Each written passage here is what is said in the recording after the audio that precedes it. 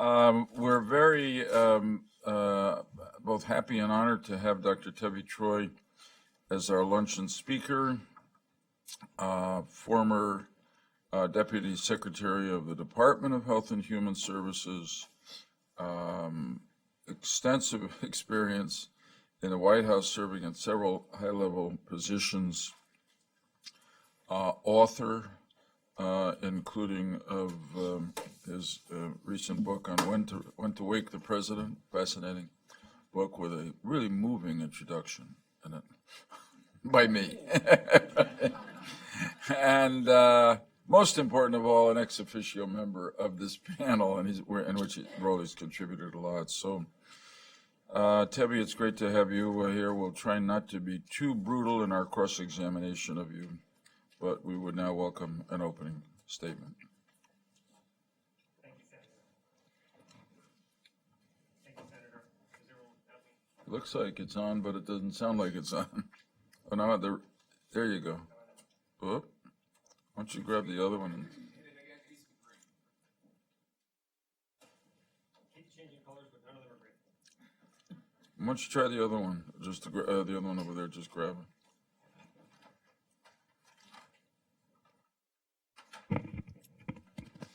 This is a great start, just exactly how I envisioned it. Thank you, Senator. Thank you, Governor, the rest of members of the panel. I come here today grateful and somewhat humble because I've learned so much from all of you about this issue, both in government and subsequent to government, not just the people there at the big table, but also my good ex officio friends that we call the kids table. Rachel is here today holding up the fort, but also Scooter Libby and Yona Alexander, who couldn't be here today. But I don't want to overdo it on the humble front because the late Golda Meir once said, "Don't be humble, you're not that great." So I will just leave it there. But I do want to speak to you today about my book, which Senator Lieberman did indeed contribute the great forward to, and which Governor Ridge contributed an excellent blurb to. The book is called Shall We Wake the President? And it lists a whole bunch of threats that presidents face and how presidents have reacted to them in history, but also how presidents should react going forward. It has policy suggestions. And of all the issues I talk about, the one that I worry about the most is the biological threat. I say biological and not bioterror because, as we all know, there's a natural pathogen concern as well. But if people were to ask me why, in general, I am most concerned about the biological threat, one reason is because I used to be the Deputy Secretary at HHS, and I would get briefings in a SCIF, a secure conference facility, where they would tell me things that would make your hair fall out. And in my case, much of it did. But it was terrifying to hear what some of the threats are that are out there. And perhaps I do, as one of the previous panelists suggested, sleep better at night not hearing those briefings regularly. But just because I'm not hearing them regularly doesn't mean that the threats aren't still there. So that is the overarching reason.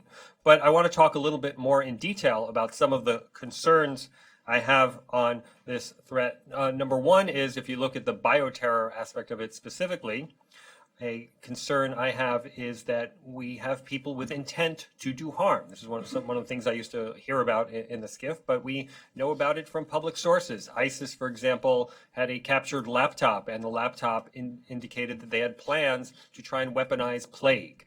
Now, I'm not that concerned about plague per se, because I think it could be addressed with antibiotics today. But if they're looking to weaponize pathogens, that is a problem. And we just saw in New York this week that they have the capability of taking people who are here and radicalizing them while they're here and getting them to do terrible things. And the person in New York rented a truck. But what if somebody was radicalized who works in a biological facility? So that is a concern. Another concern I have is that it's very hard to defend and very hard to detect. You can't see the pathogens. And what I did in my study of history is I found that in previous instances of what you could call biological attacks, so I looked at the attempt by German agents to infect American horses with glanders in World War I so that we couldn't use them in the cavalry.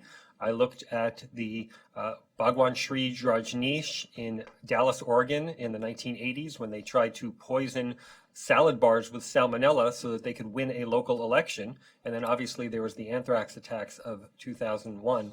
In all of those cases, the threat was either not detected at the time, certainly not in the World War I situation, the Bhagwan Shree Rajneesh, we only found out about it because the people who were the perpetrators admitted it a year later. There was definitely illnesses going on in Dallas, but people didn't know what had happened until the perpetrators admitted it. And then with the anthrax attacks, we never definitively identified the culprit, although we think we did. The person who of interest committed suicide before being arrested. So this inability to detect these things in advance or to identify who is doing it is another concern that I have.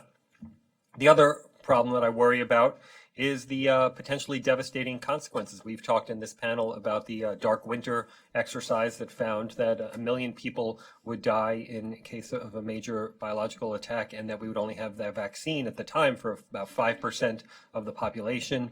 The NSC also did a study back in the Obama administration that found that such an attack would cost hundreds of millions of dollars and kill hundreds of thousands of people. So very, very significant dangers, and it's not just remote exercises or tabulations by people at tabletop exercises that tell you this. We've seen in our history some really problematic examples. One thing I talk about extensively in my book is the 1918 flu. It was not a biological attack, but it was a pathogen. 675,000 Americans died, perhaps as many 50 million died around the world. And what I found in my book is that President Wilson really did not stand up and do what needed to be done in that situation. Now, one of the themes of my book is that the expectations on presidents have significantly changed at the time. So there's a limit to how much blame you can put on someone 100 years ago when the expectations were so different. I talk about how in the 19th century, presidents, because of lack of communication, often didn't even know about disasters that were taking place. In 1811, there was an earthquake in Missouri, and President Madison was in charge at the time, and he didn't really know about the extent of the damage for 6 weeks. So what's he going to do at 6 weeks after finding out what the problems are? And so it's not like today where you have the immediacy of modern communications. It's also, there was not a constitutional expectation that presidents would get involved in these disasters. But over time, the expectation has shifted to the point now where we do expect the presidents to be involved. And so I would hope if something like the flu situation happened, we would respond better. Also, you had the Ebola situation in 2014. Fortunately, it didn't cause that many deaths, but it certainly caused a lot of panic, and a lot of the promises of the public health community that we could control Ebola and that it wouldn't spread person to person here in the U.S. were found to be not accurate. Now, in part because they didn't follow proper procedures. And again, it didn't spiral out of control, but there was a lot of panic about Ebola. And if there were a more intense situation, the panic would obviously be a lot worse. I also did a kind of intensive look at what would happen in some kind of attack in New York City. And I found that New York City was particularly vulnerable, not only because it has been the target of a large number of the terrorist attacks that we've seen in the U.S., or the terrorist attempts that we've seen in the U.S., including the attack this week, but also because it's, I think, uniquely a hard city to get a proper response in. 300 square miles, 5 large boroughs, 62 hospitals, 150 different languages. So it's very spread out. It's hard for the first responders to interact, but also because there's 240 skyscrapers in New York City. That's almost 2.5 as many times as many in Chicago. And one of the problems we know that terrorists face in trying to perpetrate a biological attack is the dispersal issue, that you could put something out there and the wind can take it and then it loses its effectiveness. But in a skyscraper, if you can get into the ventilation system, there are potentially thousands of people at risk, and we know there are 50,000 people in the towers at 9/11.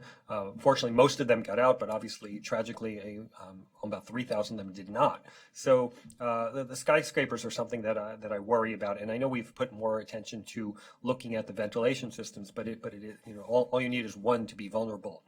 So those are some of the problems as I see it, but I also think that we have some important tools, and I want to talk a little bit about that. I think presidential attention is an important tool. I think if a president focuses on something, he can move the government and break through those silos that Senator Daschle, you were complaining about rightly earlier, that these silos are hard and they're hard to break through, but I think presidential attention is one of the abilities, one of the tools we have to get through it.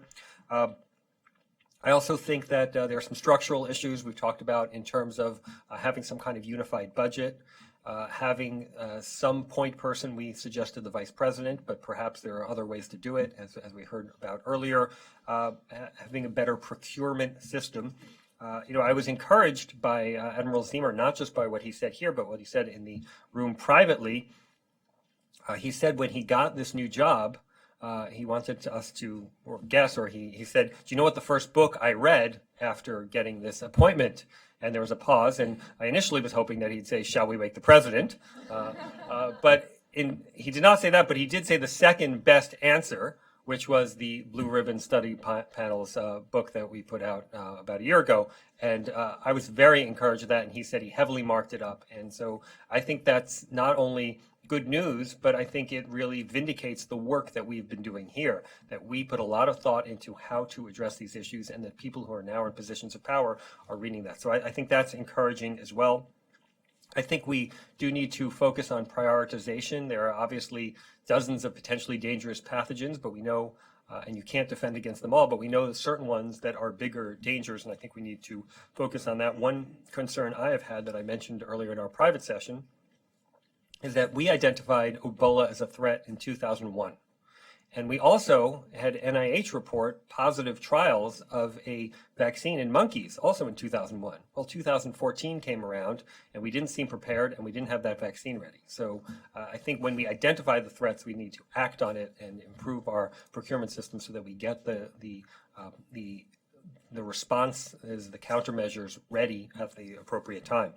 Another concern I have is about distribution. I think we have an SNS, a Strategic National Stockpile. We've spent $7 billion on it, about $500 million annually to maintain it. And it's very good at what it does. But what it does is it gets stuff within 24 hours, countermeasures within 24 hours, to a generalized location. And the distribution of the countermeasures to the individuals from that generalized location is up to the states and locals. And we know that there are variations between state and local, among state and locals, about how good they are. We saw this recently in FEMA's responses to Hurricane Harvey and then Hurricane Maria. Texas is very good at its state homeland security response, and they were able to distribute materials. In Puerto Rico, it's just a much tougher situation, not just because of the lack of roads, not just because of the fact that it's an island and it's more remote, but the homeland security operation in Puerto Rico is just not as robust as that of, let's say, Texas or Florida. So there are state and local variations that we need to be aware of. On distribution, I think we need to be looking at more options. I know we've looked at postal in the past. There's the pod approach, the point of distribution, which works for many people, but you have to worry about people who are older or have disabilities who may not be able to reach that distribution point. I also think we need to partner more with the private sector on this. I think the private sector, in terms of distribution companies, vaccine companies, for example, know how to guard vaccines. They know how to maintain the proper temperatures, and then they know how to distribute it. And so I think we should work closely with the private sector to get that taken about. And then there are new innovations like drones that can deliver things to individuals at a relatively low cost in a particularly safe way. I mentioned the state and locals. I think we need close partnership with them, because if the states and locals don't do their job, the federal government can do a great job and it won't necessarily solve the problem, in large part because of distribution. But also, you look at a place like New York City, and I mentioned some of the concerns I have about New York City, and I do have some, but I also know that New York City is doing a tremendous job in preparing for these kinds of things. Not only does it have its own intelligence unit, which unfortunately it had to develop because the CIA would not share intelligence with New York on a timely basis.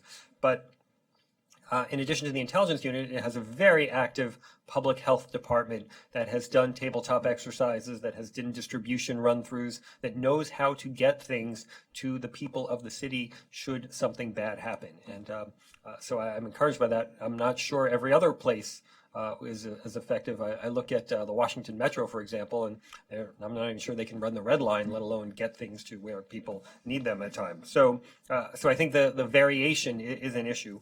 And then there's individuals, and I think individuals have an important role to play. We talked when I was in the Bush administration about med kits, allowing people to purchase some kind of kit that could allow them to deal with some kind of outbreak. You could only use this in case of an outbreak and directed by a public health official. There was some resistance from the public health community on this, but I think it's something that's worth exploring. I think hygiene is important, having a family plan. Vaccines are important. I think people should take vaccines, and some of the vaccine hysteria is something that disturbs me. Social distancing is something that has been effective in certain cases. In fact, in the 1918 flu, Philadelphia and St. Louis, which were cities of comparable populations, St. Louis instituted social distancing to prevent that flu spreading. Philadelphia didn't, and St. Louis ended up with a death rate about 1/5 that of Philadelphia. So there are a number of tools we have in the toolbox, and I think it's incumbent upon us to make sure we use those tools. And in closing, I'm just reminded of the story of the pious but poor man who is asking the Lord for help and says, "Lord, Lord, can I please win the lottery? Can I please win the lottery?" And after multiple weeks of not winning the lottery, he begs the Lord. He says, "Lord, I've been a pious man my whole life. Why can't I ever win the lottery?" And the Lord's voice booms down and says, "Help me out, buy a ticket." Well, these tools are our ticket, and we should buy them. Thank you. Thanks very much. Tevi, a couple of good stories there. That one and the Golden Meir line. I saw you writing that down. You're going to use that. Yeah, I may give you credit the first time I use it. That was very helpful. So, from your book, talk a little more about why you respectfully are critical of President Woodrow Wilson's leadership during the Spanish flu pandemic, which, again, everybody knows, but it's 100th anniversary next year. An enormous number of deaths worldwide, beyond what most people imagine. And so giving him some mercy because it was a different time, what didn't he do? And what lessons can we draw from his less than adequate leadership at that time?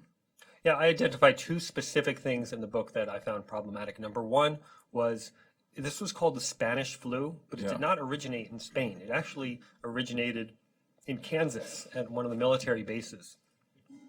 And it became apparent that the U.S. military transports that were taking American soldiers to fight in World War I across the Atlantic were grounds for spreading this disease, and it was spreading it among the soldiers themselves, but also among the people of Europe. I said 675,000 Americans died. The total number of American deaths in World War I was 116,000, so 6 times as many died from flu. But also, 43,000 of the American soldiers who died from flu.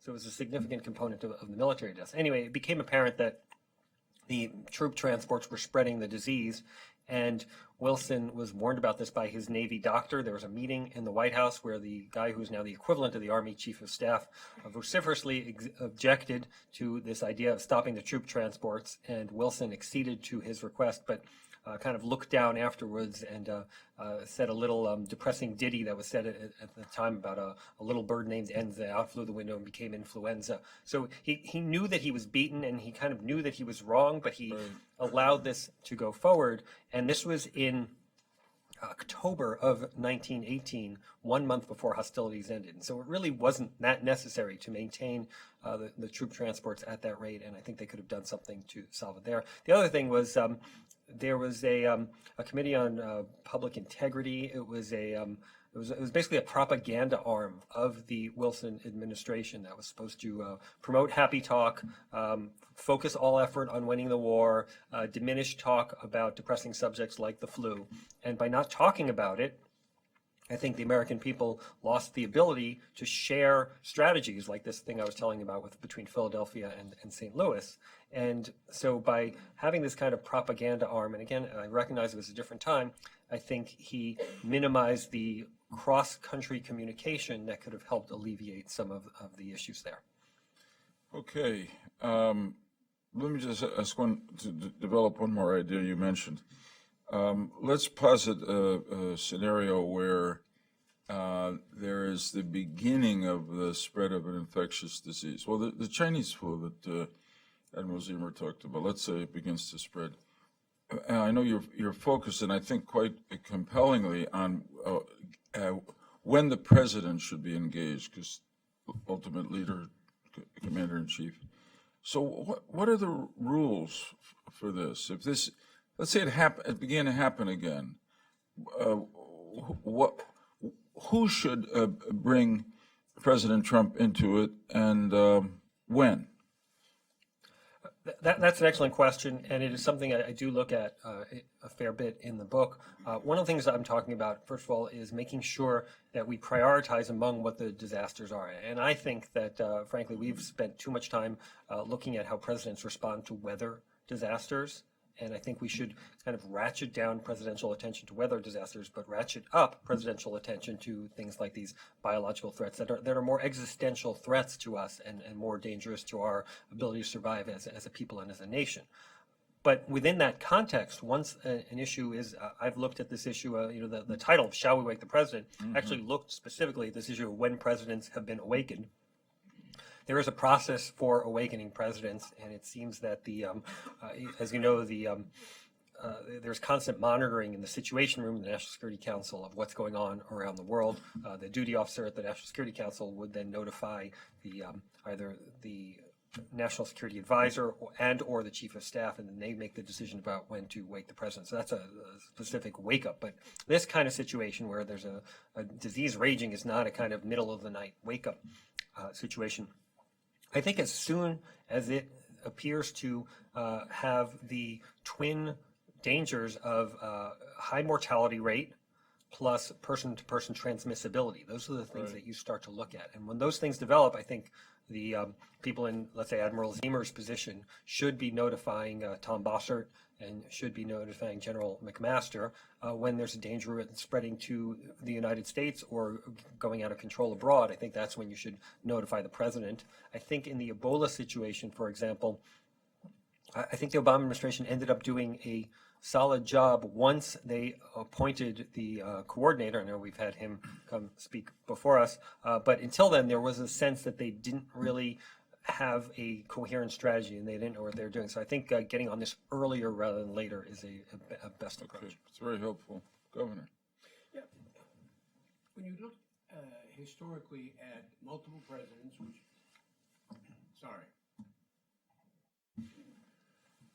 you look back historically at multiple presidents dealing with a variety of crisis situations, and we often focus on what went wrong. Are there models to which you would refer where the response was appropriate and, depending on circumstances, should be replicated? And what made those responses so unique and so positive in your judgment? Then I want you to go even further. Say you had a tsunami or an earthquake, maybe even a hurricane that wiped out, a state or a territory. And maybe suddenly they didn't have any electricity or they didn't have any roads were out there. How would you handle that, Mr. President? Mm-hmm. First of all, I know the good lessons to be applied in the future. So I definitely have lessons learned in the book. And interestingly, when I looked at the lessons learned, I had an appendix where I said, here are the top things presidents should know. And I wrote them just as I figured out what I was saying. And then I went back and read them, and I realized that 6 out of 9 of those lessons had to do with presidential communication to some degree. And so the president is not out there fixing generators or handing out water bottles. Or maybe our president throws out paper towels occasionally, but in general, the president's not a line responder and shouldn't be expected to be so. But the presidential communication, and there are many aspects of presidential communication, I think is extremely important. The kind of message you send, and it's not just happy talk, everyone's doing great, heck of a job, Brownie obviously was not the right thing to say. But at the same time, you can't be inducing panic. And if you're too negative about response, I understand why you want to be somewhat rah-rah and say, hey, we are doing a good job here, so that people don't get overly cynical or overly concerned. But the number one thing I stress is that you always have to be truthful, because if you start saying things truthful, if you say things that are not accurate, then the American people start to lose faith in what you're saying, and they're going to tune it out and not listen. In terms of presidents who've been successful, I do have this appendix where I list the 5 best and 5 worst presidents in responding to disasters.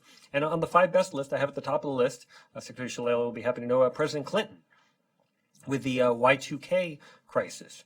Now, obviously, Y2K never became a crisis, but in part that was because of strong preventive efforts by the Clinton administration over a multi-year period that engaged the states, engaged locals, engaged our international partners, and also engaged the private sector to make sure that it wasn't a problem. Now, we'll never know if Y2K really would have melted or frazzled the system, but I always say that the best disasters are the ones that don't occur. Yeah. In the models that you look at, obviously the president in the 21st century, it's got to be out, demonstrate empathy, concern, compassion, but he can't manage the crisis. He can't manage the response and recovery. Are there models there where the president vested an individual with particularly strong authority, given wide latitude of discretion? I mean, one of the best examples I could think of was the George Marshall. We need to rebuild more. We need to rebuild Europe. You're the man. What are the resources? Develop the strategy. Execute the game plan. Are there any historical references where the president's leadership resulted in empowering somebody and investing in them the authority across jurisdictions to get the job done? Yeah, let me give a couple of examples. Number one, as I mentioned earlier, referred to Ron Klain and the efforts he did in the Obama administration. But that we saw coming. I mean, I was governor at the time, and I do appreciate that leadership. We had some time to work on it, but now sudden Mother Nature hits you with something, or the pandemic hits you something, you don't have too much time to prepare for that. So another instance I talk about in the book is 1927, the Mississippi floods. Calvin Coolidge is president, and at the time, it was not seen as the governmental federal responsibility to get involved in these kinds of things. But things were starting to change, in part because of the spread of radio and nationwide communications. People were aware of what some of the challenges were. Coolidge's Secretary of Commerce was Herbert Hoover. And Hoover was chomping at the bit to get involved in this situation. Coolidge was reluctant because of his views of what the Constitution said about what the government should be involved in, but he also, frankly speaking, didn't much like Hoover. He called him the Secretary of Commerce and the Undersecretary of everything else. He said, that man has given me nothing but unsolicited advice for 6 years, all of it bad. So in part to get Hoover out of his hair, he sends him to Mississippi to deal with this flood. And Hoover, by all accounts, does a fantastic job. He coordinates rescue efforts. He helps coordinate what the various federal and state agencies are doing. And he just seems to be the man with the plan, on top of things. He even gets a nickname, Master of Emergencies, and he rides this into the White House and becomes a president, not a successful president because he failed to deal with another type of crisis, an economic crisis. But so I think that's a positive model. I also, one of the things I talk about when I talk about presidents who are successful is sometimes there are innovations that derive from the disaster response that I think are helpful in the future. And so I give credit to President Nixon in dealing with Hurricane Camille in 1969. He sent Spiro Agnew. I know people usually don't say nice things about Spiro Agnew, but he does send. He sends Spiro Agnew down to the affected area to deal, not just to deal with it, but also to report back. And Agnew comes back and he says, one of the problems that I found there was that we were told that the people didn't know the severity of the hurricane as it was coming. They didn't know whether to shelter in place or to evacuate or how to wait it out, what to do. And so Nixon directs the bureaucracy to address this problem. And that's how we have the 5-scale categorization of hurricane systems that we have today. It was developed in direct response to Hurricane Camille and Agnew's complaint. So I think innovations in response to disasters, I think, are good as well. I give President Bush, unfortunately, low marks for his handling of Katrina. But I do say, and I wrote in a recent Wall Street Journal piece, that FEMA learned a lot from Katrina and has gotten a lot better as a result of Katrina. So it's not just how you respond per se, but also what you learned from it and if you bring better things to governmental response in the future as a result. Thank you. Great answers. I do think it's important to point out that the government is dealing with outbreaks every day that you don't necessarily hear about, whether it's foodborne illnesses or a hantavirus out of the Navajo reservation, or the CDC running off to Hong Kong to help them contain the avian flu. So I think it's important that we do have an infrastructure that is responsive when it's localized and when our technical people can actually make a difference. I want to ask you about swine flu, because in that case, a president decided and a department, lots of people decided that we should inoculate everybody. And it was a big mistake, as it turned out. Did you write about swine flu at all?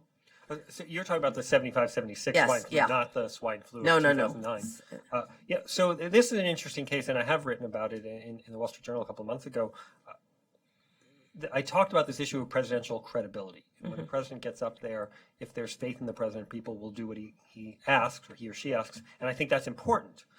Swine flu took place after you had Lyndon Johnson and Vietnam, and obviously Richard Nixon and Watergate, and I would say presidential credibility was at a low point. And Gerald Ford gets out there, and he even rolls up his sleeves and goes on TV and says, everybody, man, woman, and child, should get this vaccine. And a really low percentage of the population actually responded. Now, it turned out to be a good thing that a low percentage responded, because it happened to be a dangerous vaccine, and a number of people got Guillain-Barré syndrome. I hope I'm pronouncing that correctly. But it seems to me that they were wrong to demand it.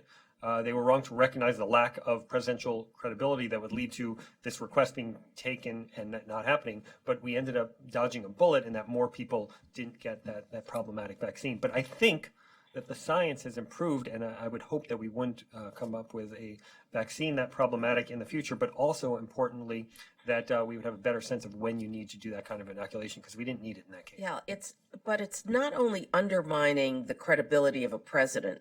Presidents could undermine science and evidence and scientists. I had a rule that no one could talk about science except for scientists. I did not let any elected officials, whether they were in the White House or anyplace else, and I insisted that my people put on their white coats when they had to report to the American people on specific outbreaks or what strategies we were using, because people had a lot more confidence in doctors and nurses than they did in elected public officials.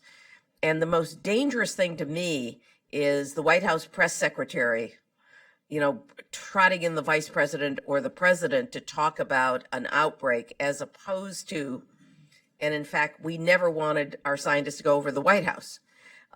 We wanted them to have a separate press conference. I think it's that what's the most dangerous thing here is to undermine evidence-based decisions and scientists and the health officials.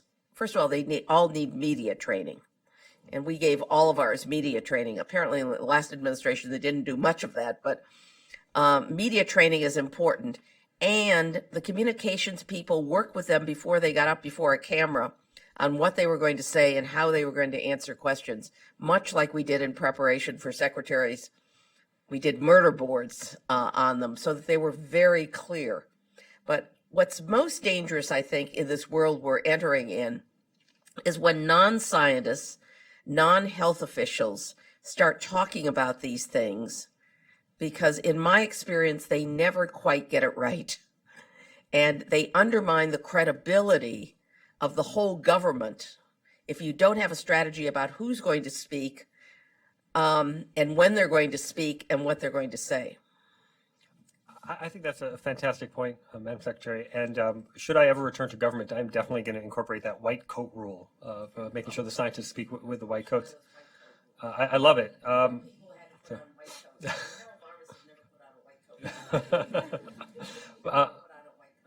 But this is reminiscent to me of the other swine flu in 2009, when the Obama administration was relatively new, when not a single HHS political official had been confirmed.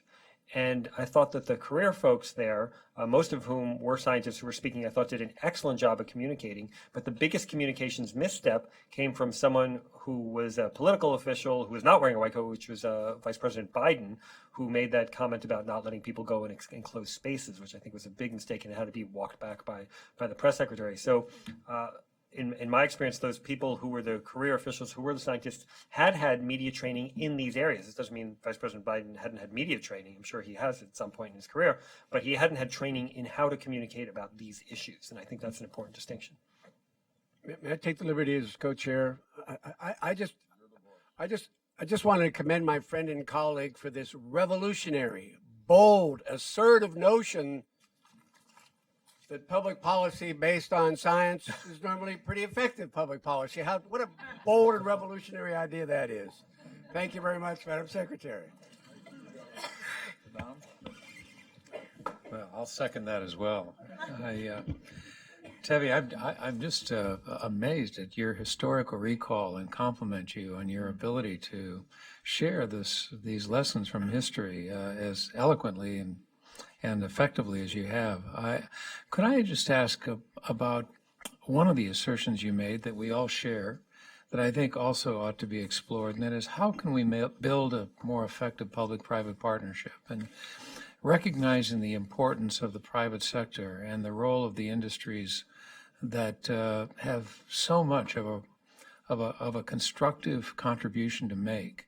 Are there lessons in history? And if there are, what do we learn? And what are the priorities as we consider building that PPP more effectively going forward?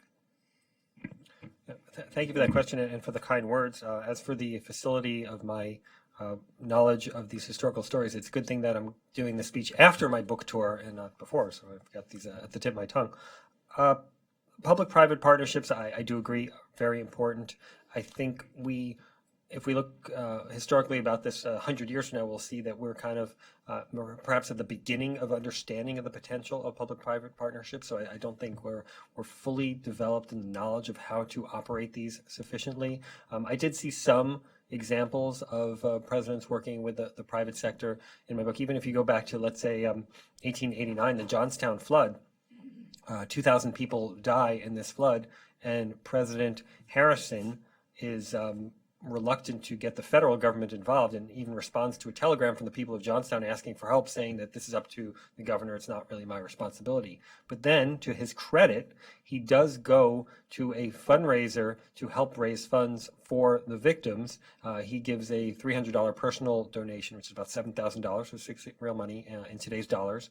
But he also empowers the Red Cross, and I think the Red Cross is a great example of a public-private partnership. And that was the first disaster where the Red Cross really emerged as one of these organizations that helps. And FEMA today, going along with this, has on its website all of these friend and partner organizations that it lists who go out and help in disasters. In fact, one of the issues that we faced in the Puerto Rico response was, in contrast to, let's say, the Harvey response in Texas, is Eisenhower did a great thing with creating the interstate road system.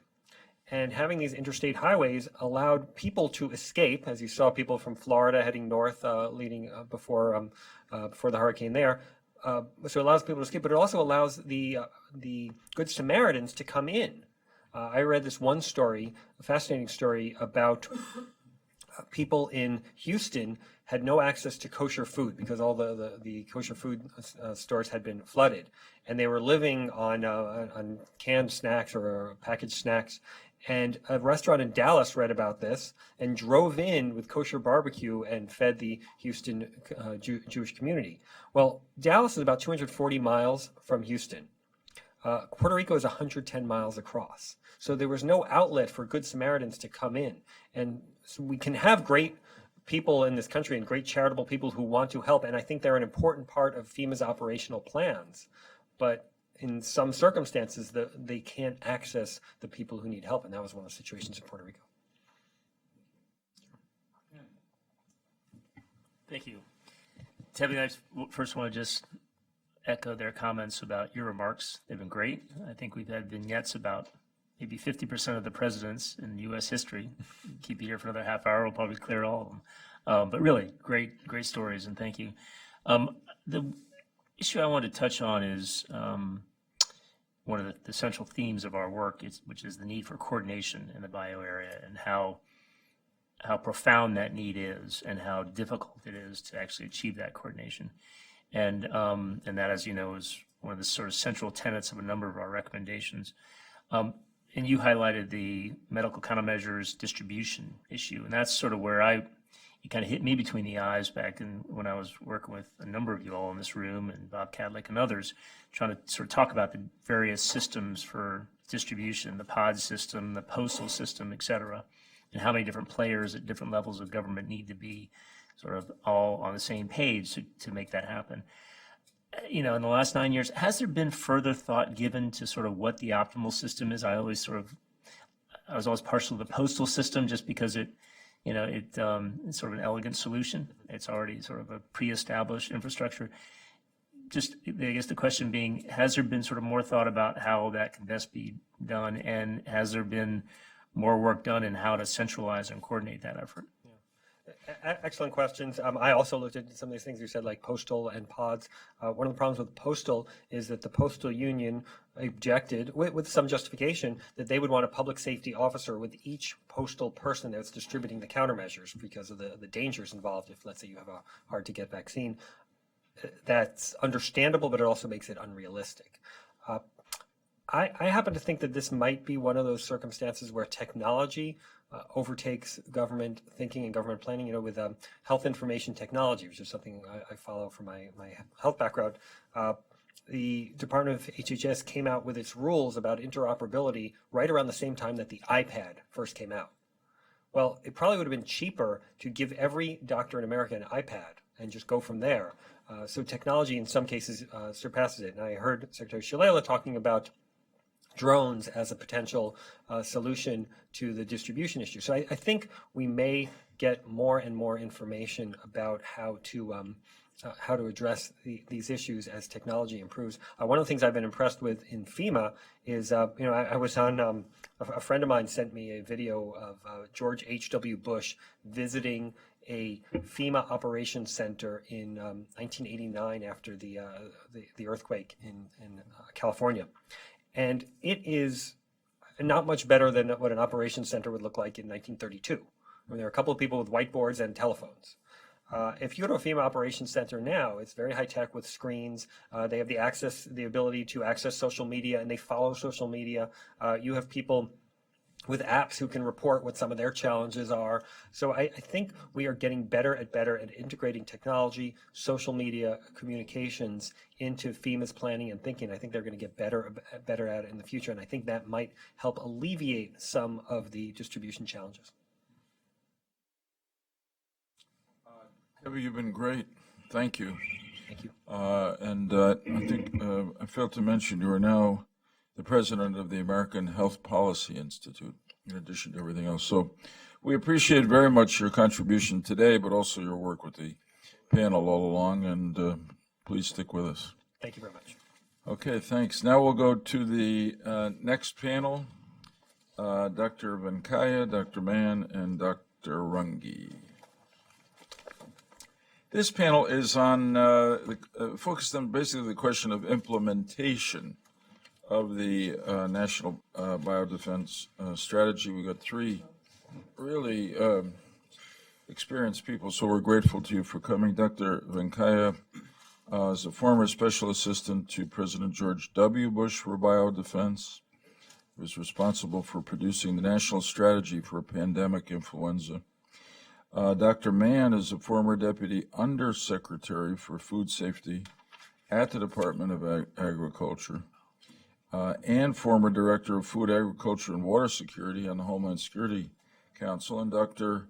Runge is the former Assistant Secretary for Health Affairs at the Department of Homeland Security and former Administrator, National Highway Traffic Safety Administration. So really, a lot of service to the public, for which we thank you. I think, Dr. Venkayya, we've got you first. Okay. Well, I want to thank the panel for the opportunity to address you and to share some of my thoughts on this important topic. I also want to commend you on a very thorough, comprehensive assessment of the biodefense situation with the Blue Ribbon Report, which I have refreshed my memory on and was again impressed with how much you covered in that document.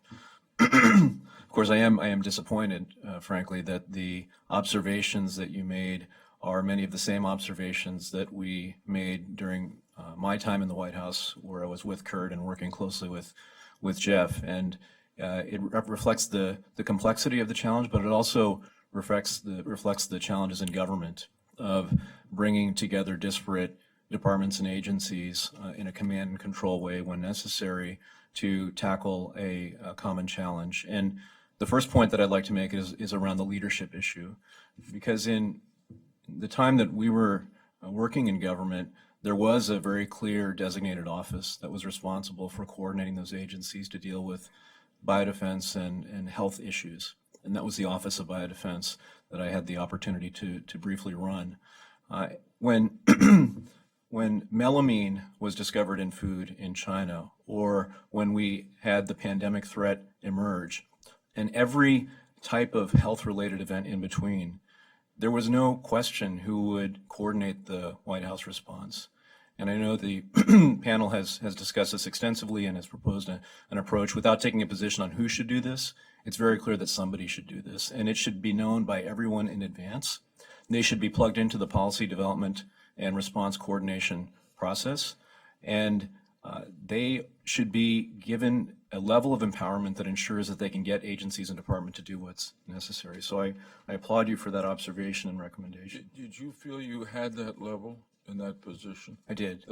In 2005, when the H5N1 threat was becoming more and more apparent, the president asked Fran Townsend, who preceded Ken, to put together a team to develop the national pandemic strategy, and we were allowed to pull 7 people from the departments and agencies to the White House for 4 months to develop that strategy.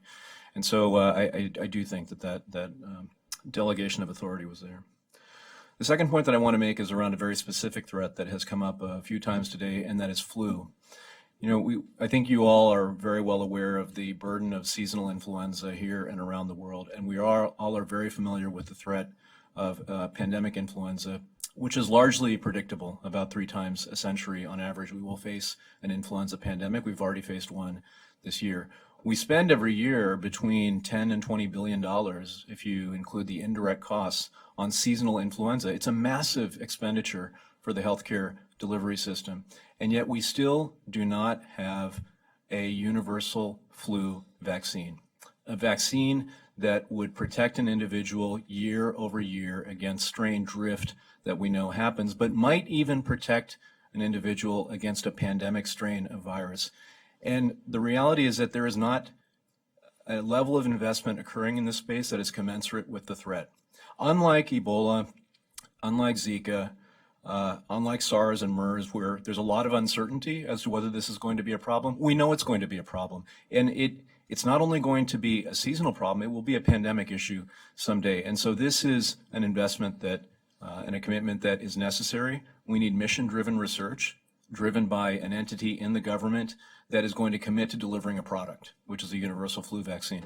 I think that BARDA, the Biomedical Advanced Research Development Authority, is the natural home for this. BARDA is a great accomplishment, I believe, of the biodefense enterprise, and they have built a great track record of bringing products to market in the space.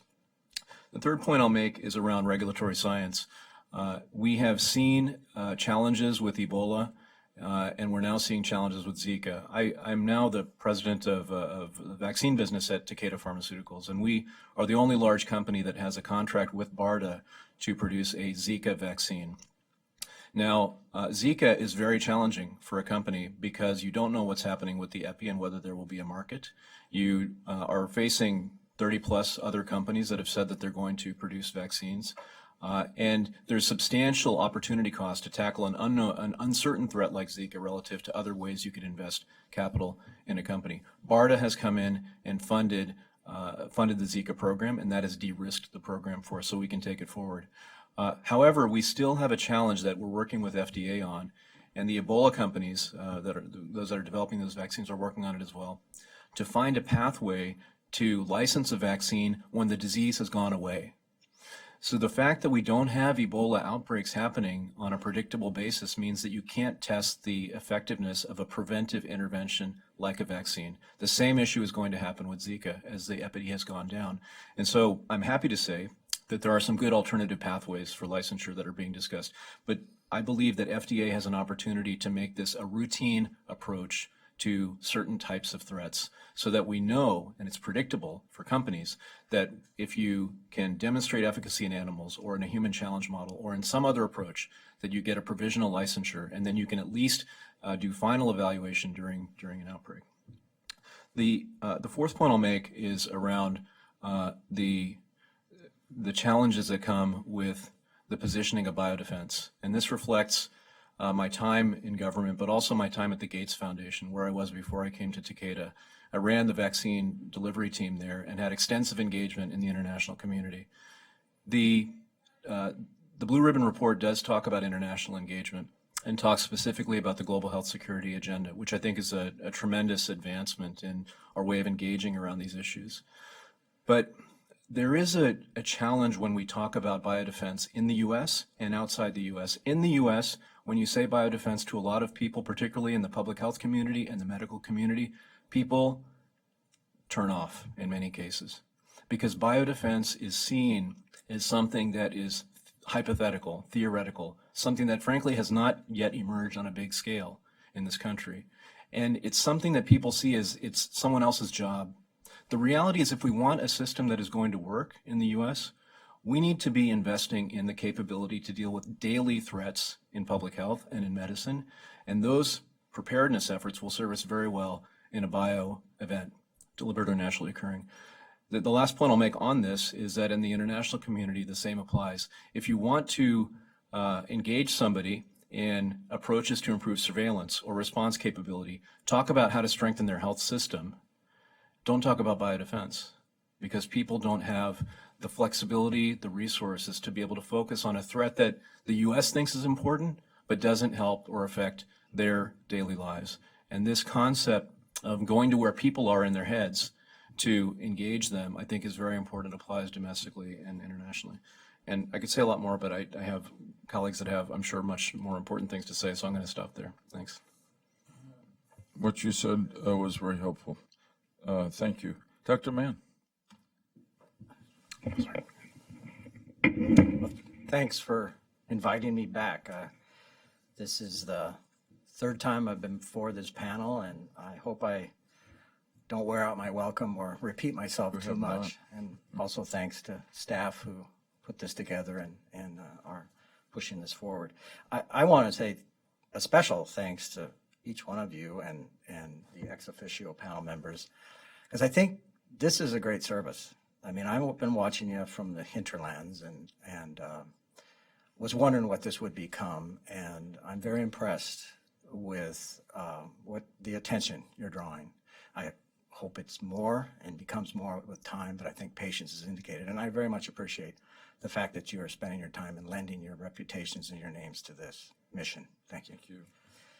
So you're asked today is a perspective on implementation of a national strategy, which you've called for. And in that ask, you included the word innovation, and I'm delighted you did so, because I think that's important. So for my few minutes, I'd like to touch on some themes: the distance between policy and outcome, the relationship between inspiration and outcome, and the importance of design to an outcome. So you can see that outcome is my theme. And I think if there's going to be any updates to biodefense policy, I see designing those policies in ways that will instill and promote achievement and particular outcomes to be paramount. Design for outcome.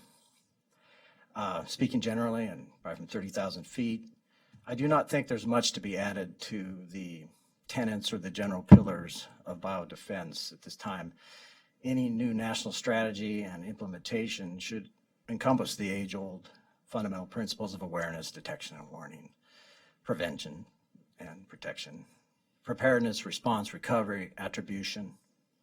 And as long as certain parts of each one of those tenets are commonly known and understood by all, open source if you will accomplish deterrence and help dissuade potential adversaries. These fundamentals are not that complex or difficult to comprehend, and they do not need to be reinvented.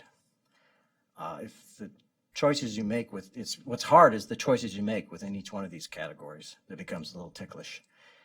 And that even makes it harder when you add in the competition for resources.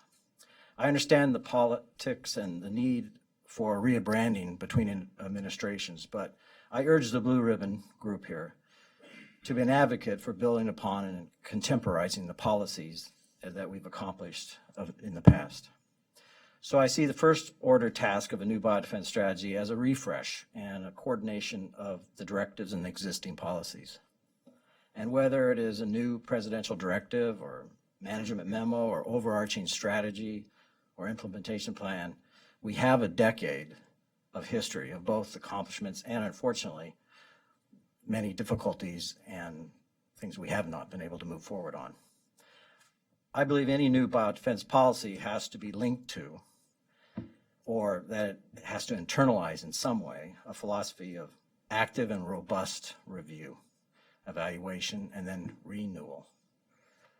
With the wisdom of hindsight, which we all eventually gain with gray hair, I consider one of my biggest mistakes that I made as the author of HSPD 9 to not have fought for and included within that document conditions outlining how we would do review and renewal, put in triggers or mechanisms that would cause the directive to be more of a living document and become an ongoing phenomenon that is reviewed periodically through assessments and oversight, transparency, and quality customer inputs. I would not make that mistake twice if I was the one drafting the new biodefense strategies today. With respect to this new and upcoming strategy, biodefense strategy, I suggest that the ultimate goal should be an implementation process that is constantly looking for outcomes, measurable outcomes, and that those outcomes have to include cross-cutting coordination of diverse partners and specific and purposeful empowerment of communities that are on the front lines of any biological event. I would suggest in that room or the rooms where they're considering and drafting this new biodefense strategy, that someone write on the wall in great big letters, Ronald Reagan's words, "Governments tend not to solve problems, only to rearrange them." So the distance between strategy and an outcome can be a great distance. And crossing that terrain in between has been a challenge to humans since we started gathering together into tribes and having to coordinate ourselves.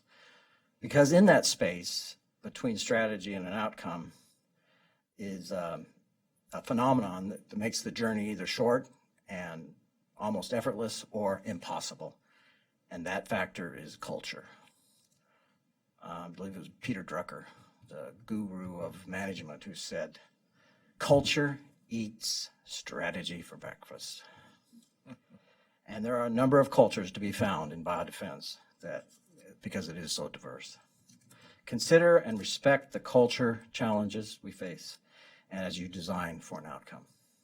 To be successful with biodefense strategy, I suggest the Blue Ribbon panel advocate for some type of culture planning too. In order to cross this divide from policy to results, from strategy to outcomes, it requires certain and extraordinary leadership, inspiring people, communities, and organizations so that they do what they would not normally do. Members of biodefense decision-making, because of the complexity and overlap of the issue, can never be completely handed back over to the individual departments and agencies. and will always need strong centralized leadership and management. I recognize that you as a panel have advocated for that centralized leadership and from your earliest documents in recommending the Vice President fit this bill. And I have said to this panel in the past, I'm in agreement very much with that centralized leadership. I struggle with the Vice President being the best solution exclusively, though. From my experience and observations in federal service, leadership, wherever it's going to be located, must be connected to the budget process. I would suggest that the panel consider a specific design for leadership here, because this goes to successful implementation. I submit that biodefense leadership and management must follow the money and be ready to measure outcomes in order to make effective accomplishments and move forward. Whatever centralized leadership structure exists or is created by directive and or strategy, I believe for a successful implementation, the M has to be added back into OMB. I suggest a unique and a new role, or roles perhaps, to be created and adapted to the Office of Management and Budget. For instance, placement of a biodefense czar-like director position attached to the director's office, accompanied by a career executive director, both of which are able to command the authority and effectively crosswalk the biodefense issues between the various assistant directors in their areas of specializations, the PADs and the DADs. And as a custom within OMB, the finalizing of a president's budget, yearly budget, the OMB director holds budget meetings, or directors meetings they're called. Well, I think there should be institutionalized a director's biodefense meeting, similar to the ones that already occur for the other program areas. Again, biodefense does not fit neatly, you well know it, into any one department or agency, and the budget supporting those efforts should be uniquely considered in an integrated fashion across those traditional program areas. I restate and emphasize that success in the form of real improvement and real outcomes involves anchoring yearly measurement objectives, milestones, and benchmarks established to develop and attain an increasing level of maturity and complexity over time. The Office of Management and Budget is the correct place to accomplish this goal for the United States government. Use the budget process to enforce the design for outcome.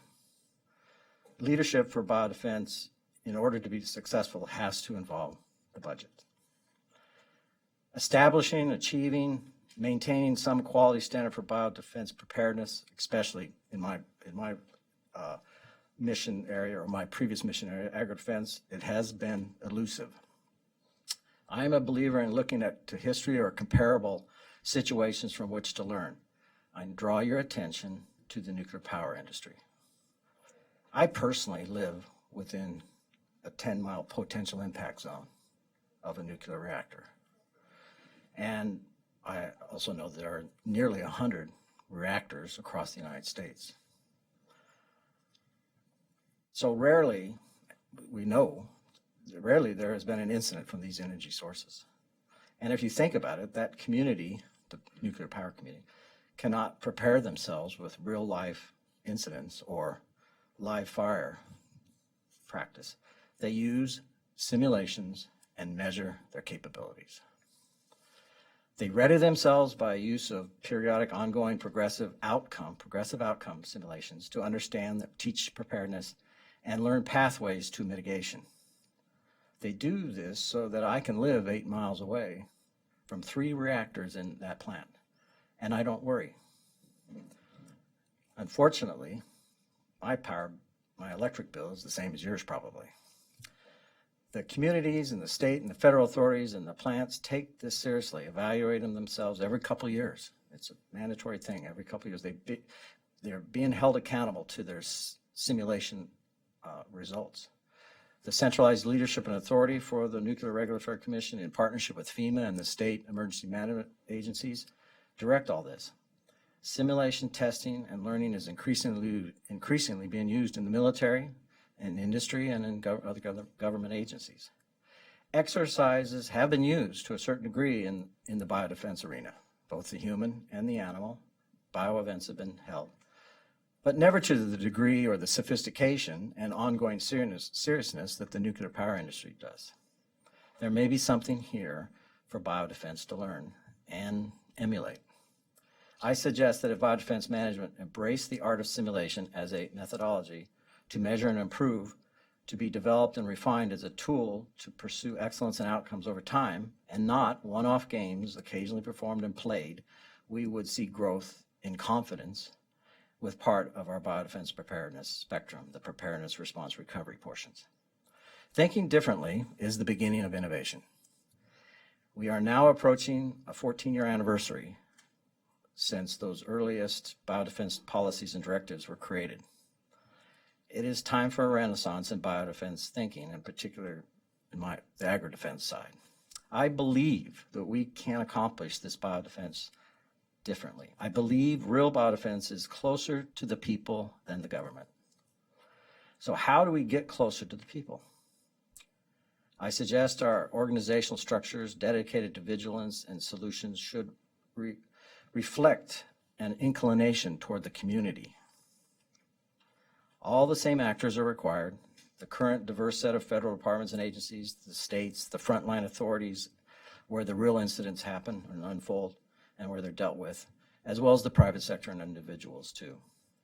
If we consider the biodefense landscape of agriculture and food and ecosystem services and a national economy situation, the focus on the relationship between the states and the federal entity, in that relationship, states own agriculture. The states are closer to the people, the committees, and the solutions. The federal is an interstate coordinator, international representative, and a defender. If there is a bio-incident in a state, it is the state's hands that get dirty. The federal shows up with the money if they're asked, and they're always asked. And if the incident proves to be a bioterror, then the federal becomes predominant. In this relationship, the states are in many ways the first-line customer of biodefense implementation plans. And they are often the sentinels, responders, keepers, and doers of all these federal policies as they're drafted. How might these first-order customers, the states, be empowered to assist in driving ideas, accountability, and outcomes?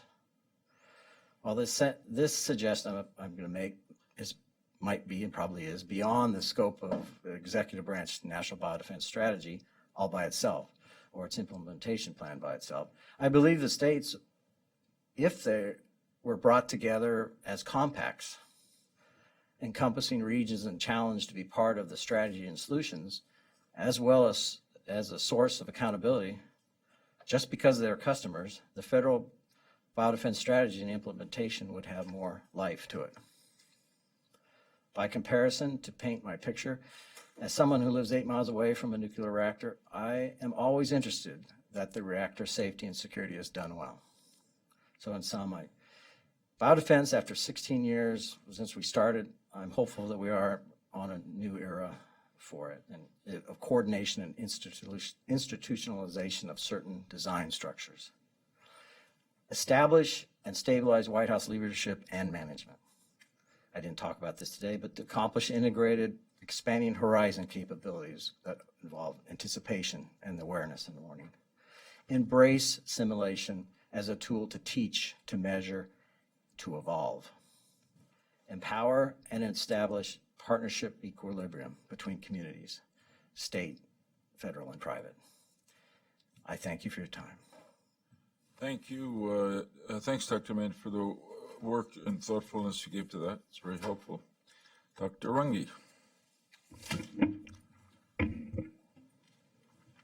we go. I think it's flashing red and green. Is it working? Okay, great. I also want to echo the comments of my fellow panelists, thanking you for the time and dedication that you've put into this issue. I know that for many of us, this is a passion that we simply can't shed over the last 20 years. And again, I thank you for your leadership. We did not coordinate our remarks, but I think you'll hear some of them rhyming quite well. And I want to try to limit my comments to the task that you ask us to tackle, and that is what are our recommendations for the implementation of the national strategy. And I want to focus my remarks in two areas. Number one, leadership, and number two, the fact that a strategy is necessary but completely insufficient. So first of all, the leadership issue. This is one that I'm sure Secretary Ridge will associate with, and that is that in the wake of 9/11, in the wake of the anthrax attack and so forth, DHS was created to weave together these multiple interests in the interagency by, in fact, incorporating some into a department and other realms coordinating among the departments. That has worked not as well, I think, as everyone had hoped when we first set up the department. There was this little thing called HSPD 5, which was a declaration by the president of how it was supposed to work. And sadly, not every one of Secretary Ridge's and Secretary Chertoff's colleagues signed off on HSPD 5. And to be quite blunt, there was competition among the departments, and in spite of good leadership at the department in trying to coordinate and collaborate, oftentimes the silos that have been previously mentioned were sufficiently impenetrable that the department failed in doing that coordination through no fault of its own.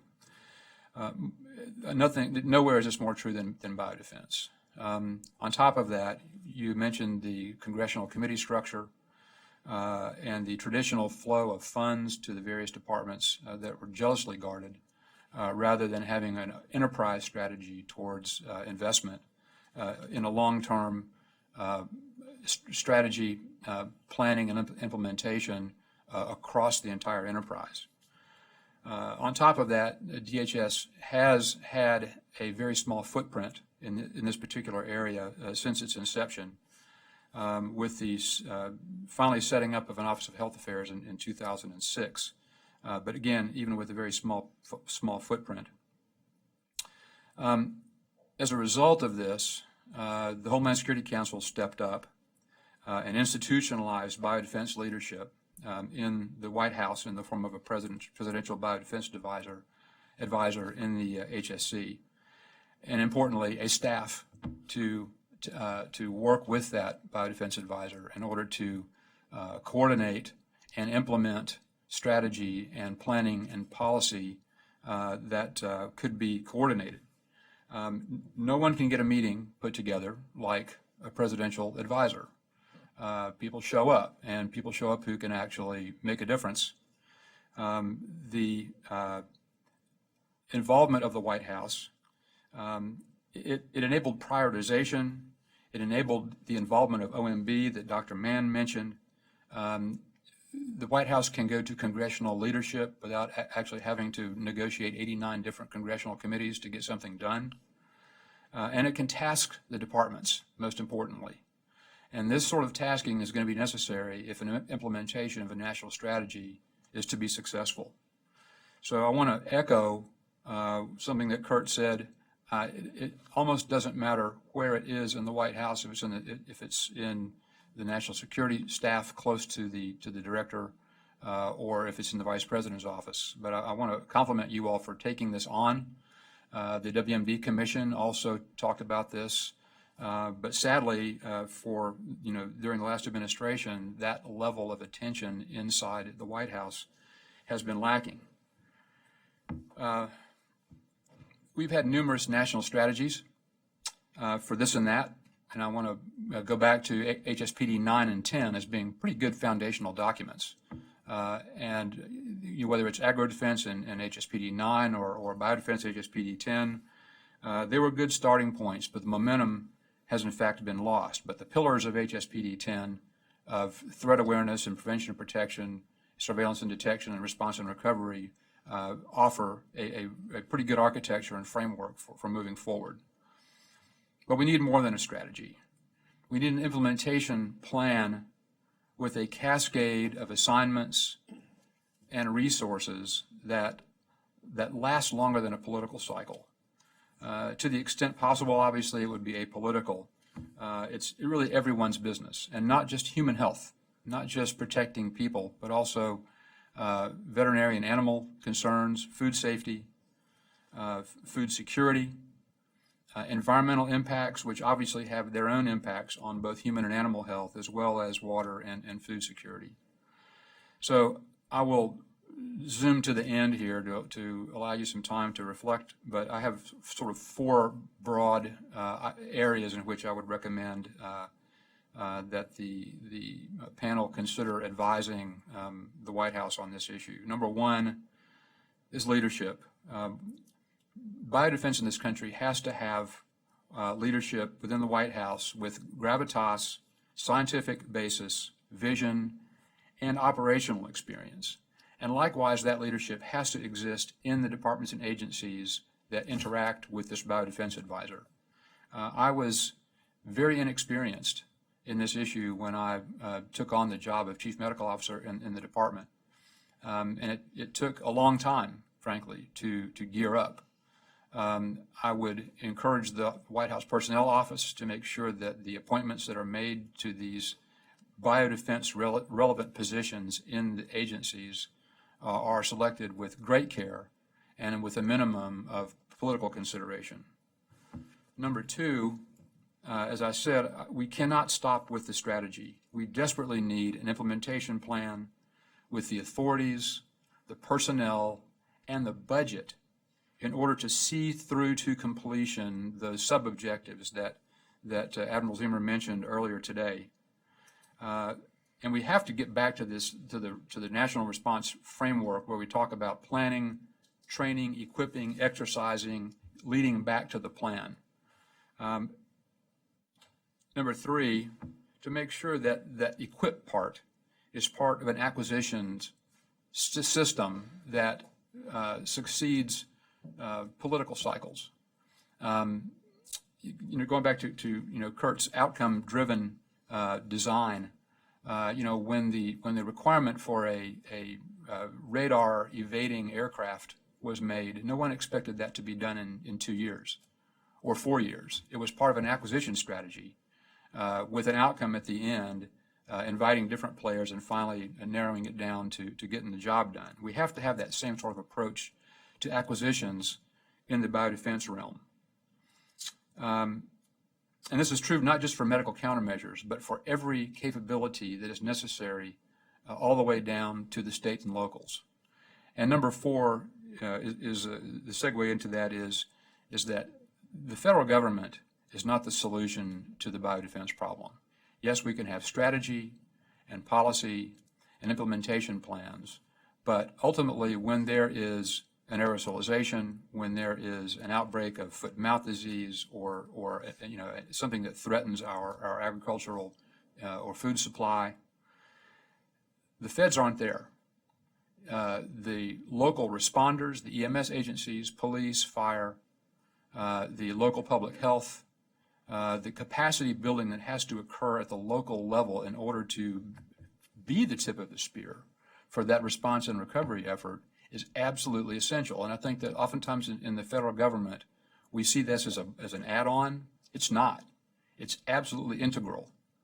The National Biosurveillance Integration Center at DHS is now taking a ground-up approach towards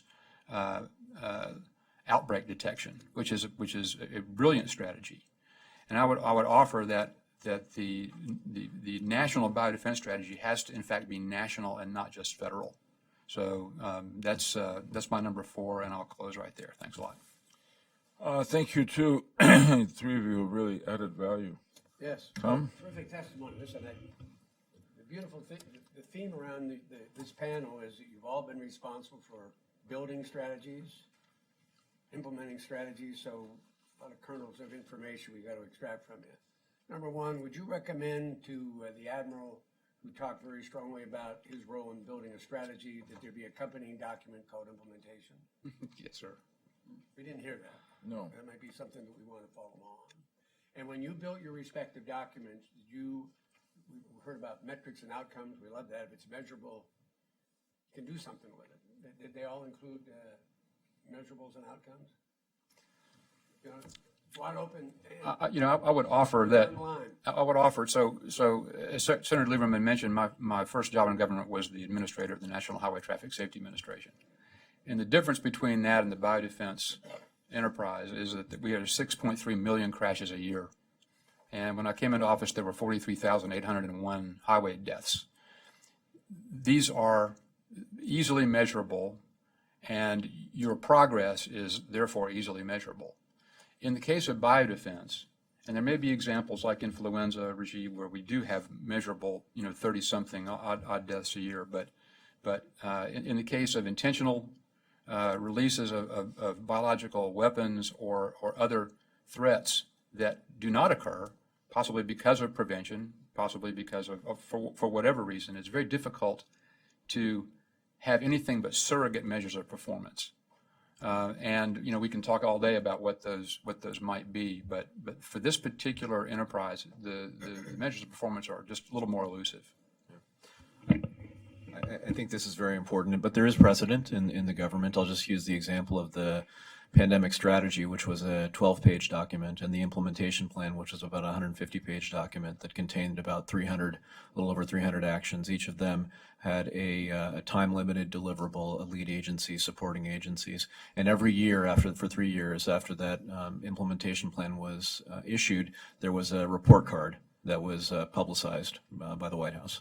So this can be done, and I think we've seen this actually with other strategies and implementation plans. But I think it's critically important because otherwise the obvious happens where you just have one more document that sits on the shelf. The only thing I would add is with the strategies we developed 14 years ago, in my opinion, the answer to your question, did we have metrics in there, is yes and no.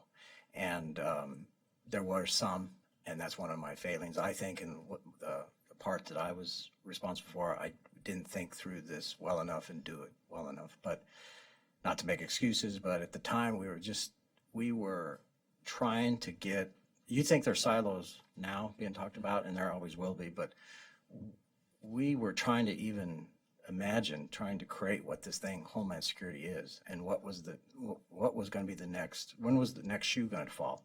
So we were trying to convince, through interpersonal relations, convince people to do things.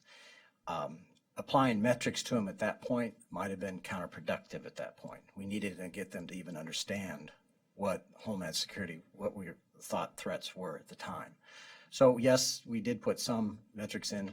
I wish they were better, but I think we have a maturity now. People understand the word biodefense now, or agri-defense, or we understand what Homeland Security, the philosophy of it is a little bit more. So we can cross this bridge now, I think, and do it even better with measurement and demanding accountability and outcomes and tying it to the money. Sure, please. You ran the Office of Biodefense for 2-3 years.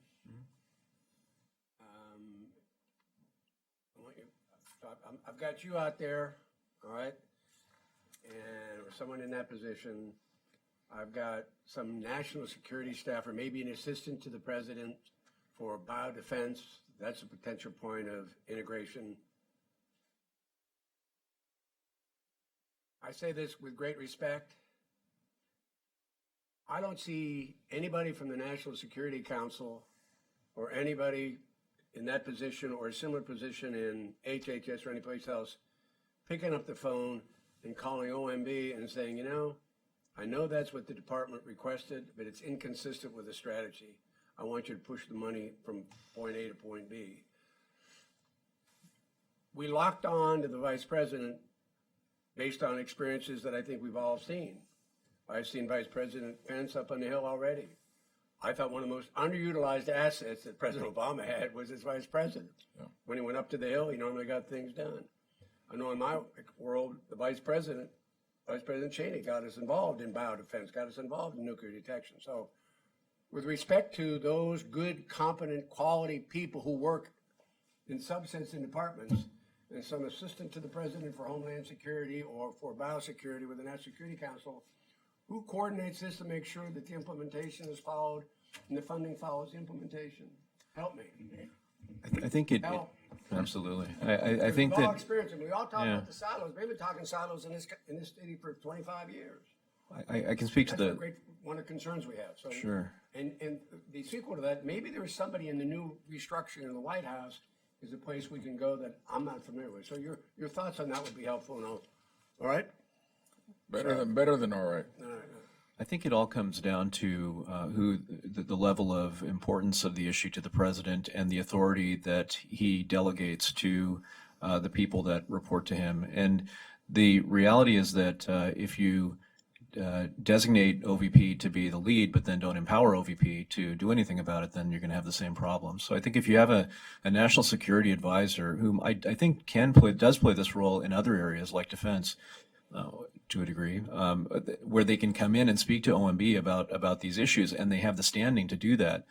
That is, to me, is a vehicle that we should capitalize on. And I would offer that you could have a deputy for biosecurity or biodefense that reports to the assistant to the president for national security affairs, who could play that role. And then as things reach the level of assistant to president to cabinet secretary, you just take it up the chain and they work it out, and you bring in OMB. So I think this can be managed. The advantage to bringing this into the national security construct is you have a very mature policy making process.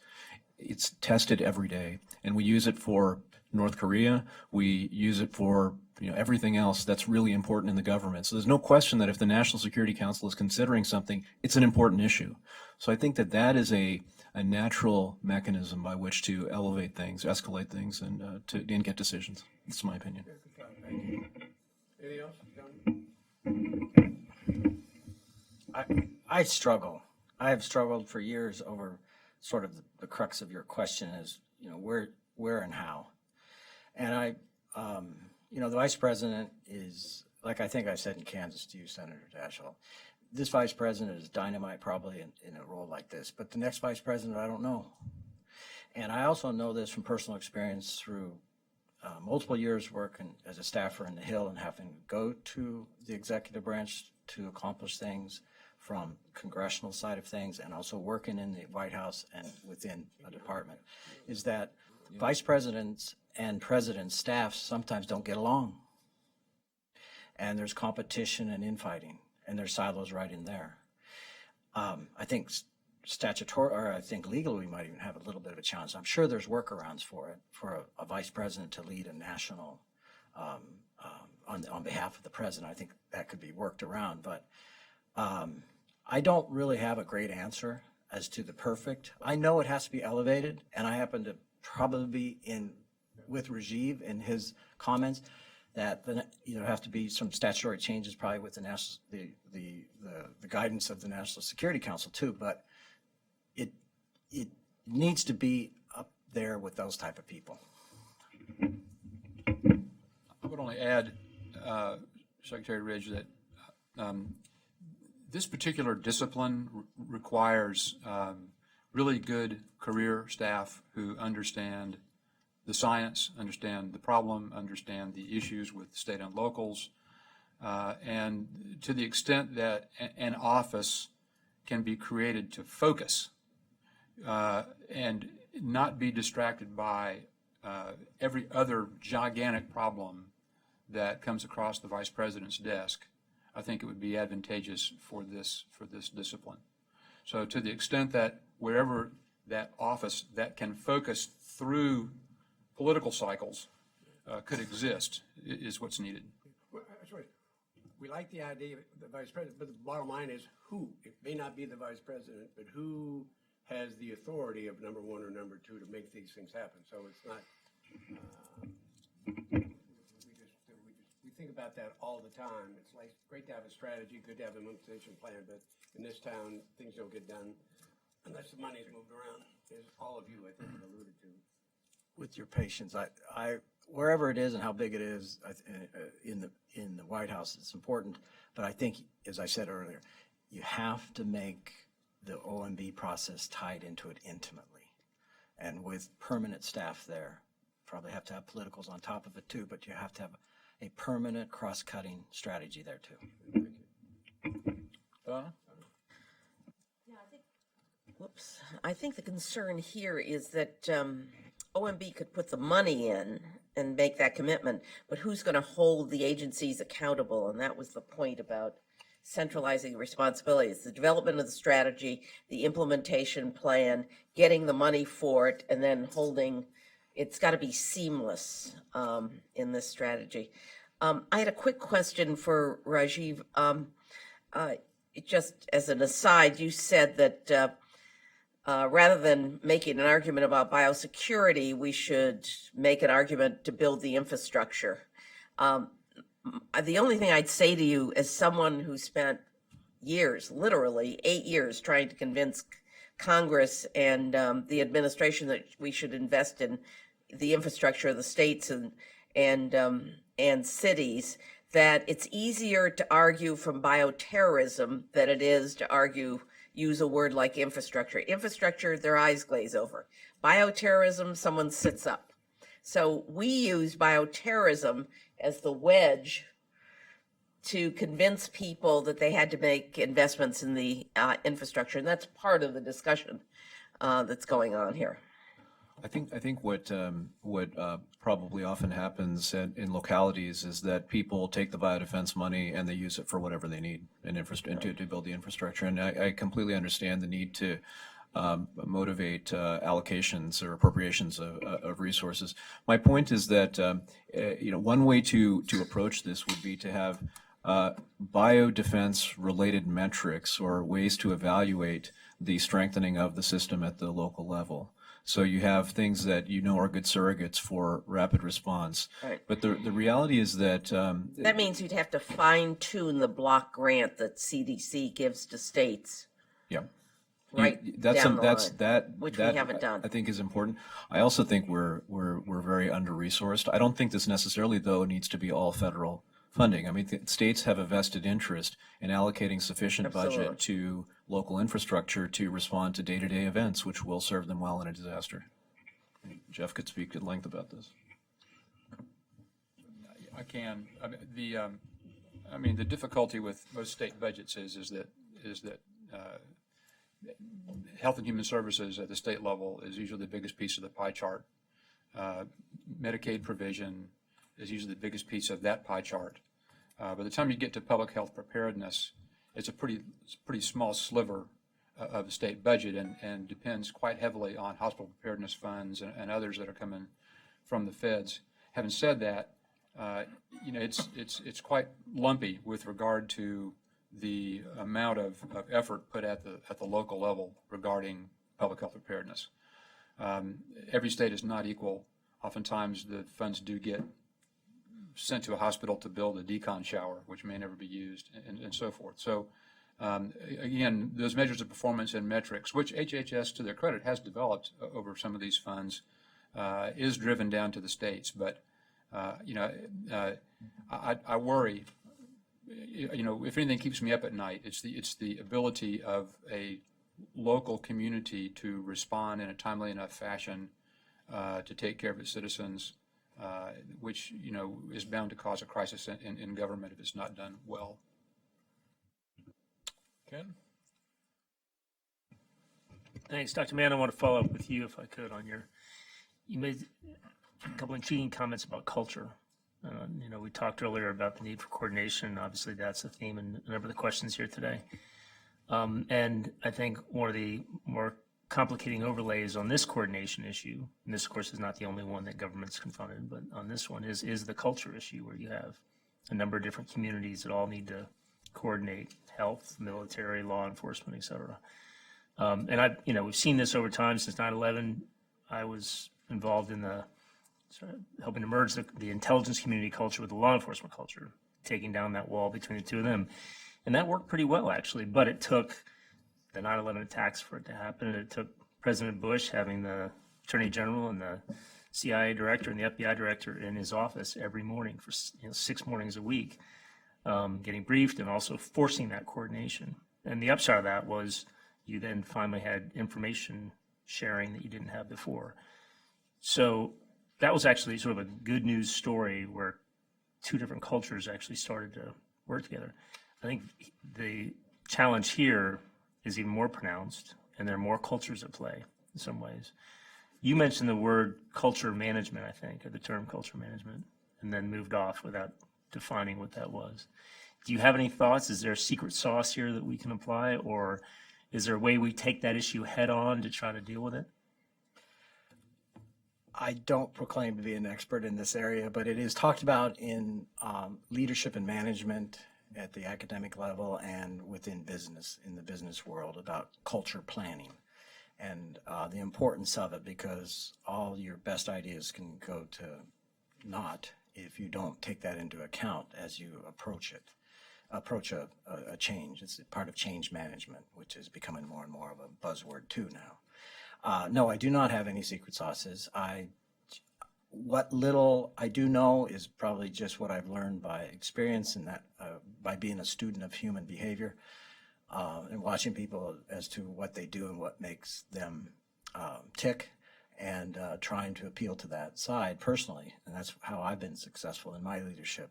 I think if you do, whatever the magic is here, but I think culture planning, you have to go to every one of these silos or agencies, and they have a right to their culture too, and you have to respect it.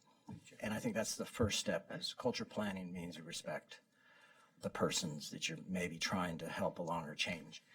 And they have other jobs. They had previous jobs before biodefense wasn't thought about seriously. Their jobs are driven by statute to solve other problems. I know in the Department of Agriculture, this is a nuisance sometimes, this thing called biodefense. They have other things with very little money to do that they're being told to do by Congress. Again, some cultures are so hard to break in a bureaucracy in our federal system here, because they're protected by committees on the Hill, because that culture is there also. And so my secret sauce, if you will, is to respect that culture first, and then you have to appeal to their, as the overused term, better angels.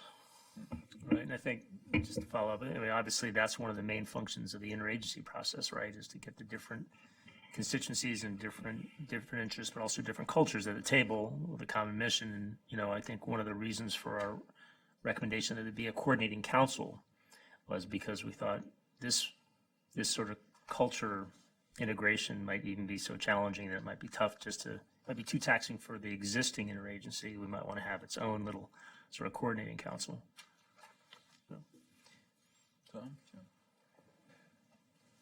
Thank each of you for your contributions today and for all that you have provided in good leadership.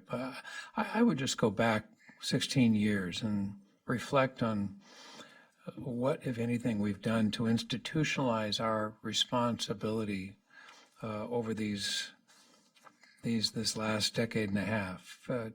9/11 was a physical attack for which we didn't have much of an institutional response. We created one with the Homeland Security infrastructure over the months that followed. The anthrax attack that followed was also an attack, but that was one for which we did have somewhat of a response through CDC and NIH, but in my view, not an effective response overall, in that we certainly, I don't think, prepared ourselves for the next one. We were able to respond in keeping everybody healthy, which is really the key thing.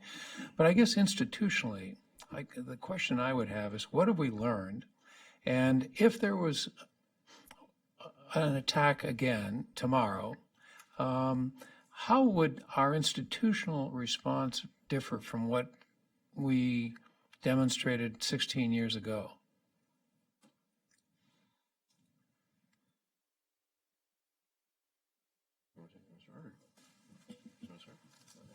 I'll go ahead. That's a very good question, and it's a difficult thing to wrap my mind around it. But I think that a difference, because I happened to be sitting as a special assistant to a secretary at the time when the planes flew into our buildings, And then all of a sudden, within so many hours, I had a top secret clearance, and I was designated the director of all things that we were going to do for defense in the, on the homeland here for that particular department.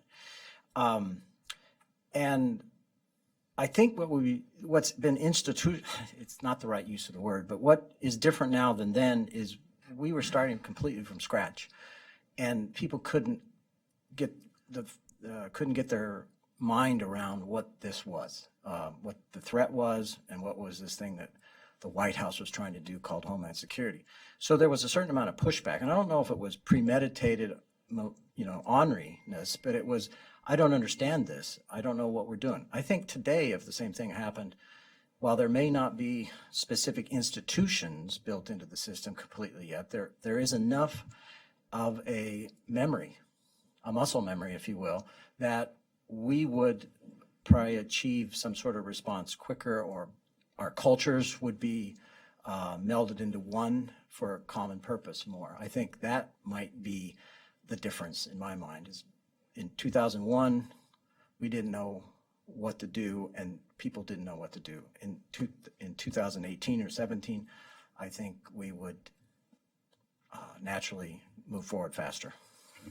I guess I would just ask though, Curt, just to clarify, I'm not sure I understood from your response who you think would take the lead institutionally today. Well, I think it has to be the president.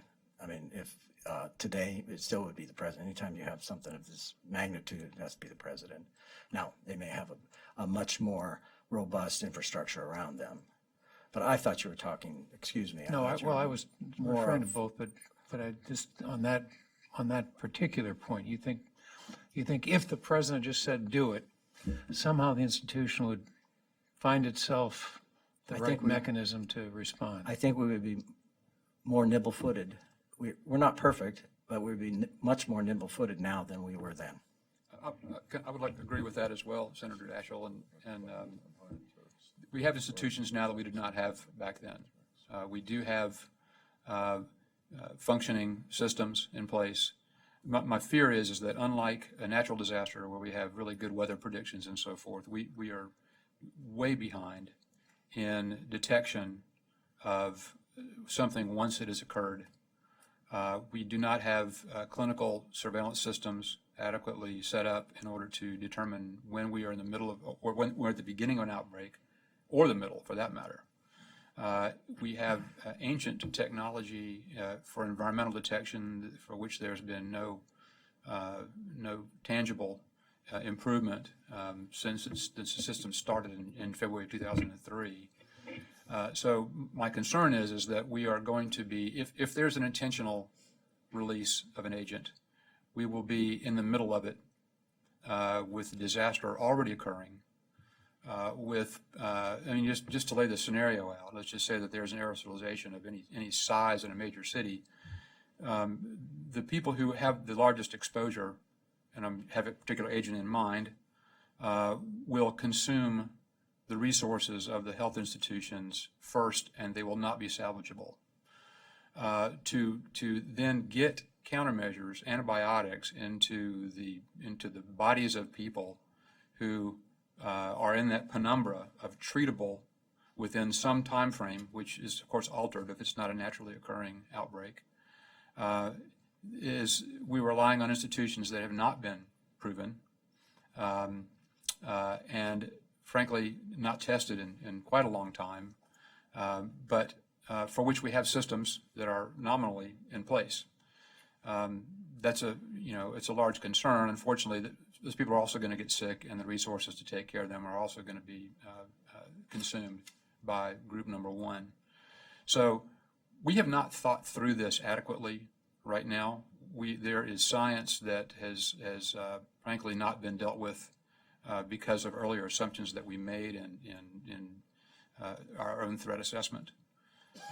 I would say that we are better because we have institutions, but we are still way behind where we need to be. Yeah, I would agree with that bottom line. I think we are, and I'm a little further away from actual direct service. So this is my assessment from the outside, is that we have had a number of opportunities to learn and relearn that when there is a threat to human health, that agencies beyond human health agencies have to be a part of the response. And this was one of the key learnings from pandemic preparedness, that there were 16 different departments and agencies that had to be a part of pandemic preparedness. And so I think that recognition alone helps to ensure that in the coordination bodies that we have the right parties around the table at the federal level. Where I become concerned is that the interface between the feds and state and locals is going to, the quality of that interface and coordination is going to vary from locality to locality, and you can't test every one of those interfaces against every scenario. And that's where you need to have very strong leadership and have just-in-time kind of assemblage of these mechanisms of working with that particular set of parties at the state and local level in a constructive way that gets a response off the ground and running. And that's just a very tough nut to crack. Thank you. We've come to the hour when the panel's supposed to go and meet. I just want to ask one quick question. One of the interesting things that we've found is that at least we couldn't find a biodefense budget for the federal government. There was a lot of pieces, and we actually ended up with an estimate that came from the University of Pittsburgh, from the group that Tara O'Toole used to run. So that's one of the things we recommended. But one, are you surprised? Probably not. Two, does it matter? I presume it does, but in other words, does it matter? Should there be somewhere where we see what we're spending? Presumably, if you know everything you're spending, you're going to avoid overlap, you're going to spend it more efficiently, et cetera. Doctor? Yeah. Well, I'll start, and I'll just say that I would say that that's a symptom of a broader problem, which is a lack of coordination between certain activities in the government that center on biodefense. There are different pockets of these activities. Yeah. There isn't sufficient communication and coordination, and having a single budget is a first step to cleaning that up. But this gets into the silo issue that we discussed previously, and the desire of many to make sure that they protect their domain and their budgets and so on, and that needs to be overcome. That's the ultimate tangible sign of it. Yes, Doctor. So I'm always hesitant to use cognates because people are going to groan, but we heard this as a policy objective for national intelligence with the creation of the ODNI. Right. That the different intelligence agencies and intelligence agencies within departments had different, an uncoordinated funding stream. I don't know how this has worked, but the idea of consolidating funding over an enterprise certainly makes sense in the business world, and it seems to me that it might make sense to have some sort of central budgeting, some place where it all gathers. You know, I think back to the pandemic issue of 2005, and there wasn't money to deal with this. And so what happened is you all approved a $7.1 billion supplemental to deal with what was determined to be sufficient imminent danger that we needed to do something to get vaccines back into this country and to strengthen public health infrastructure. And that was presidential leadership and the leadership of Secretary Leavitt. So it would seem to me to be much better to have a centralized budget authority somewhere. I don't do that sort of work, so I can't really say where, but to your point, Senator Lieberman, it certainly wouldn't make sense. The other rather obvious point I would make is that the silos partially exist because of the budget lines. So when there is a project BioShield with bunches of billions of dollars to medical countermeasure creation, it's unlikely that HHS is going to want to share authority over that money because it's in their budget line. It's just the way things are. We saw after Katrina hit that immediately a lot of the resources that had been transferred into DHS were then pulled out of DHS back to their original agencies. So it's natural human behavior for the budget lines to determine where these activities sit without an enterprise approach.